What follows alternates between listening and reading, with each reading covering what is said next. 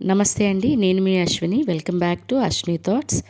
సంకటహార Chaturthi September 20 శుక్రవారం జరుపుకోవాలా, September 21 శనివారం జరుపుకోవాలా, చంద్రోదయ సమయం ఏమిటి, ఆర్గ్యం ఏ సమయంలో ఇవ్వాలి, చంద్రుడు కనిపించకపోతే చేయవలసిన విధి ఏంటి, ఇలాంటివన్నీ కూడా ఈ వీడియోలో చూద్దామండి. మానవుల కష్టాల నుండి గట్టెక్కించేదే సంకటహార చతుర్థి వ్రతం. మరి గణపతికి అత్యంత ప్రీతిపాత్రమైన తిథుల్లో ప్రధానమైనది చవితి తిథి. అయితే ఈ చవితి తిథి లేదా చతుర్థి పూజను రెండు రకాలుగా ఆచరిస్తాం. మొదటిది వరద చతుర్థి అని, రెండవది సంకటహర చతుర్థి అని అంటాము. అమావాస్య తరువాత వచ్చే చతుర్థి రోజున చేసే వ్రతమును వరద చతుర్థి అంటారు. పౌర్ణమి తర్వాత వచ్చే చతుర్థి రోజున చేసే వ్రతమును సంకష్టహర చతుర్థి లేదా సంకటహర చతుర్థి వ్రతము అంటారు. ఇందులో వరద చతుర్థిని వినాయక వ్రతంగా వినాయక చవితి రోజున మనం ఆచరిస్తాము. మరి సంకటములను తొలగించేందుకు సంకటహర చతుర్థి వ్రతమును మాత్రం మనము ఈ విధంగా ఆలంబనగా ఆచరిస్తూ ఉంటాము. ఒకవేళ సంకష్టహర చతుర్థి మంగళవారం కానీ వస్తే దాన్ని అంగారక చతుర్థి అని అంటాము. అలా కలిసి రావడం చాలా విశేషమైన పర్వదినం. ఇలా అంగారక చతుర్థి నాడు సంకటహర వ్రతం చేసుకుంటే కుజదోష సమస్యలు తొలగిపోవడంతో పాటుగా మనకి ఎటువంటి దోషాలు ఉన్నా అవన్నీ సంకటములన్నీ తొలగి సఫలత చేకూరుతుంది. మరి ఈ అంగారక చతుర్థి మొదటిసారి వ్రతం చేయాలనుకునేవారు ఈ అంగారక చతుర్థి రోజున వ్రతం ఆచరించినట్లయితే చాలా మంచిది అండి. సెప్టెంబర్ నెలలో సంకటహర చతుర్థి సెప్టెంబర్ 21 శనివారం జరుపుకుంటామండి. మరి ఈరోజు చవితి తిథి సెప్టెంబర్ 20 శుక్రవారం రాత్రి 1:41 నుండి, అంటే శనివారం తెల్లవారితే అని, సెప్టెంబర్ 21 శనివారం రాత్రి 11:24 వరకు చవితి తిథి అనేది ఉంటుందండి. చవితి తిథి అనేది ఉందండి. అంటే మనకి శనివారం పూర్తిగా చవితి తిథి అనేది ఉంది. ఇంక ఇక్కడ కన్ఫ్యూజనే లేదు. 22 లేదా 20 అనేది లేదండి. శనివారం పూర్తిగా మనకి చవితి తిథి అనేది ఉంది. ఎప్పుడు సంకటహర చతుర్థి పూజ చేసుకోవాలన్నా చవితి తిథి చంద్రోదయ సమయంలో ఎప్పుడు ఉంటే అప్పుడే మనం పూజ చేసుకోవాల్సి ఉంటుంది. సూర్యోదయంతో కాదు. చంద్రోదయము ప్లస్ చవితి తిథి, మనకి చంద్రోదయము చవితి తిథి శనివారం ఉందండి. మరి ముడుపు కట్టే సమయం ఉదయం పూజా సమయం ఉదయం 7:30 నుండి ఉదయం 8:55 సమయం మంచిదండి. ఈ సమయంలో పూజ అనేది ముడుపు పెట్టి పూజ ప్రారంభించుకోవాలి. లేదు ఆ సమయం కుదరకపోతే ఉదయం 10:32 నుండి మధ్యాహ్నం 12 గంటల లోపు అండి.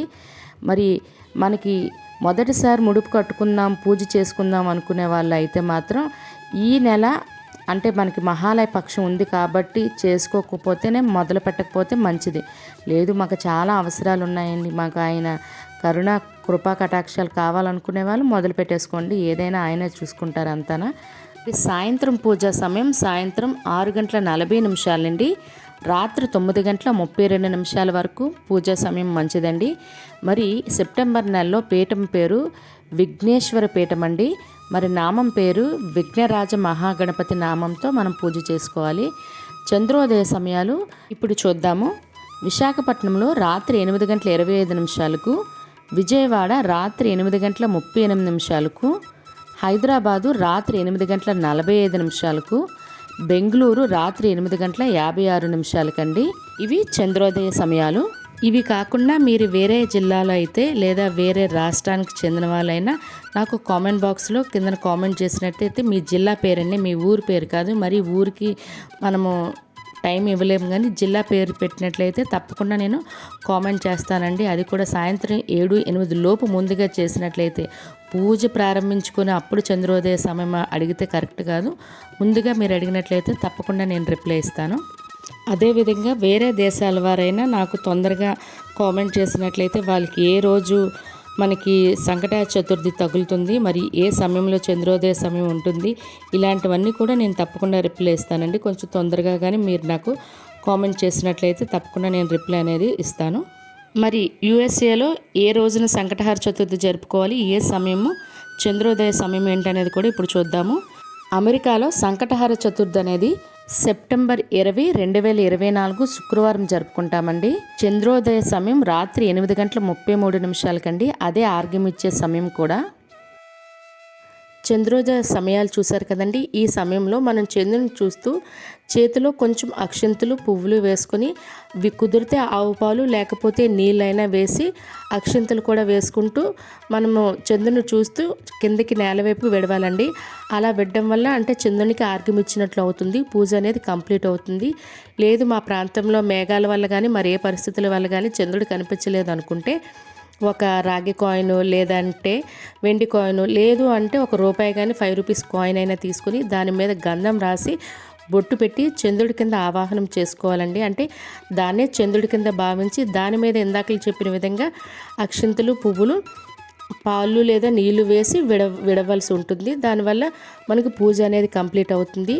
ఈ పూజ కంప్లీట్ అయిన తర్వాత దేవుడి దగ్గర పెట్టిన ఉండ్రాలను మనం ఫ్రూట్స్ కానీ ఇంకేవి పెడితే అవన్నీ మనం నైవేద్యంగా తినవచ్చండి. తరువాత కొంతమంది తమ ప్రాంతంలో మేము పూజ అయిన తర్వాత భోజనం కూడా చేస్తామన్నారు. మీకు మొదటి నుండి వచ్చిన ఆచారాన్ని మరియు మీరు పెద్దలు మీకు మొదటి నుండి చెప్పిన ఆచారాన్ని అయితే పాటించండి. మరికొంతమంది నెలసరి అయినట్లయితే ఎలా అండి, పూజ ప్రారంభించిన తర్వాత ఉదయాన్ని కానీ లేదా మధ్యాహ్నం కానీ అయినట్లయితే ఆ రోజును లెక్క పెట్టాలా అనేసి, లేదండి చంద్రోదయ సమయంలో ఆర్గ్యం ఇచ్చే వరకు ఆ రోజు ఆటంకం కలిగినట్లయితే దాన్ని పరిగణించకూడదండి. ఆ రోజుని ఆ నెలని కూడా మరలా ఆ నెలని స్కిప్ చేసి తర్వాత నెలని కౌంట్ చేసుకుంటూ వెళ్ళవలసి ఉంటుంది. మధ్యలో ఆ రోజు మాత్రం ఆటంకం అనేది రాకూడదు. వచ్చినట్లయితే దాన్ని కౌంట్ కింద తీసుకోకూడదు అన్నమాట. చూసారు కదండి. ఇదే కాక మహాలయ పక్షంలో ఆచరించవలసిన నియమాలేంటి, మరి నవరాత్రి తేదీలు, అమ్మవారి అలంకరణలు, పూజా సమయాలు ఇలాంటివన్నీ వీడియో చేసి పెట్టానండి. ఈ వీడియో చివరి ఎండ్ కార్డ్స్లో కనిపిస్తుంది, లేదా నా ఛానల్లోకి వెళ్ళి కూడా చూడొచ్చు. మీకు ఈ వీడియో నచ్చినట్లయితే ప్లీజ్ లైక్ చేసి సబ్స్క్రైబ్ చేయడం మాత్రం మర్చిపోకండి. మరలా రేపు మరొక కొత్త వీడియోతో కలుద్దాం. ధన్యవాదములు.